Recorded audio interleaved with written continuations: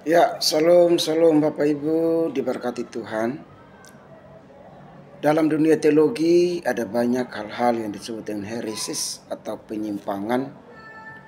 Dan akhir-akhir ini, bahkan di tahun ini, ada beberapa kali pandangan teologi dari orang-orang Kristen yang tidak bertanggung jawab. Notabene mereka adalah hamba Tuhan yang bernubuat bahwa Yesus datang tanggal 23, 24, atau 25. Kenyataannya sampai hari ini Yesus nggak datang-datang. Belajar daripada heresis atau penyimpangan atau kesesatan yang terjadi dalam kekristenan melalui mereka-mereka yang mengklaim tanda kutip mendapatkan wahyu, mendapatkan penglihatan, maka ada beberapa hal yang mau saya sampaikan. Yang pertama, dari zaman Yesus hingga zaman para rasul sudah banyak berbicara tentang kedatangan Tuhan. Tetapi sampai hari ini Tuhan belum datang kedua kali. Bahkan Paulus adalah rasul yang paling banyak berbicara tentang kedatangan. Di surat Korintus, 2 Tesalonika, banyak sekali berbicara tentang kedatangan. Tetapi selalu Paulus berkata, berjaga-jagalah. Dan itu terintegrasi dengan apa yang dikatakan Yesus. Berjaga-jagalah karena kamu tidak tahu akan waktu dan saatnya anak manusia itu datang kembali. Yang kedua, kita belajar daripada penyimpangan kesesatan ini bahwa kenapa ya orang Kristen suka yang fenomenal begitu. Nubuatan itu dikejar-kejar, mujizat dikejar-kejar, berkat dikejar-kejar. Hamba Tuhan yang berbuat itu sudah dianggap super. Bahasa lidah yang kacau balau dikejar-kejar. Sebenarnya merasa bahwa tidak cukup ke Alkitab itu ya. Alkitab yang kita miliki ini sebenarnya sudah cukup Bapak Ibu. Jadi penuntun kehidupan dan kedatangan Kristus kedua kali sudah ada. Kenapa orang Kristen berkanjang pada hal-hal supranatural yang tidak jelas seperti itu?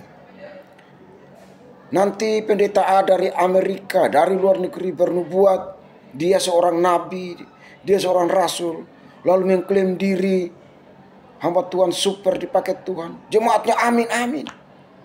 Tidak ada rasul, tidak ada nabi lagi. Rasul menuliskan perjanjian baru, nabi menuliskan perjanjian lama dan sudah selesai. Patokannya di Bible. Kenapa ya orang Kristen? Tolong orang Kristen. Bacalah Alkitab. Itu yang kedua. Yang ketiga, Tuhan mau datang gak datang hari ini besok dan mempengaruhi iman kita. Karena Paulus selalu berkata Maranatha, Tuhan datang segera. Dan saat itu orang-orang Kristen dalam penderitaan mengharapkan seyogianya secepatnya Tuhan datang kedua kali supaya mereka terangkat berkumpul bersama dengan Kristus di surga yang permai. Kenapa? Karena penderitaan yang mereka alami. Nah orang Kristen sekarang senangnya minta ampun. Tapi kalau dia senang dia dibilang begini, ku mau di sini tinggal di dunia. Tapi menderita dibilang ku mau di sana. Ini orang Kristen tidak konsisten dengan pemahaman rohaninya. Sehingga mau datang besok, datang lusa, datang tahun depan tidak mempengaruhi iman saudara dan saya.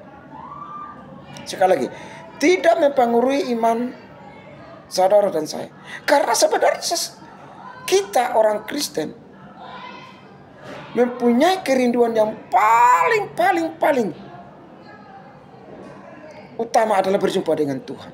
Jadi kalau mau Tuhan datang 1 jam setelah saya bicara, ya puji Tuhan, haleluya. Karena memang kerinduan kita balik ke surga. Filipi pasal 3:20, kewarganegaraan kita itu dari surga. Jadi kalau Tuhan datang 2 jam, 1 jam setelah saya bicara, ya puji Tuhan saya langsung ketemu dengan Tuhan. Saya tidak perlu bangun lagi kampus, saya nggak perlu bangun lagi asrama, saya nggak perlu lagi bangun gereja, saya nggak perlu lagi mendidik anak teologi, saya nggak perlu lagi mengajar. Karena nanti kita semua sudah bertemu muka dengan muka. Paulus bilang prosopon tu prosopon, wajah dengan Kristus yang kita sanjung, kita muliakan, yang kita dambakan, dan yang kita percayai selama ini. Jadi orang Kristen janganlah berkancang kepada nubuatan, apapun yang hedonisme, yang menyenangkan telinga tanpa disaring, dilihat kebenaran teologi Alkitabnya. Yang keempat, kedatangan Kristus adalah kedatangan yang sifatnya seperti pencuri. Maksudnya, sejujur-jujurnya seorang pencuri tidak pernah berkata, "Hei bos, malam gue mau datang pencuri loh. Bos, malam beta mau datang rampok Ose, jaga-jaga. Beta mau datang dengan 3 orang." Tidak pernah. Tidak pernah datang dengan pemberitahuan lebih dahulu. Tetapi kedatangan itu adalah kedatangan tiba-tiba. Dan kita berkata, pada waktu nafiri berbunyi, tiba-tiba datanglah Kristus turun dalam kemuliaan bersama dengan orang kudus dan para malaikatnya. Jadi, karena sifat rahasia itulah tidak ada satu orang pun tahu. Dan Yesus dalam kemanusiaannya, dia berkata anak manusia pun tidak tahu. Dalam kemanusiaannya ya. Nah, hamba-hamba Tuhan sekarang lebih super dari Yesus. Hamba-hamba Tuhan, pendeta sekarang lebih dan mau mensamakan diri mereka dengan Yesus. Mereka tahu kedatangan. Tapi kok orang Kristen percaya itu, berarti dia lebih bego lagi, lebih bodoh lagi.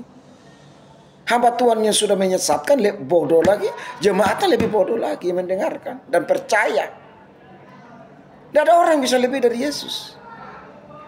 Karena Yesus dalam kemanusiaan sudah memberikan klaim, batasan, bahwa secara manusia dia tidak tahu.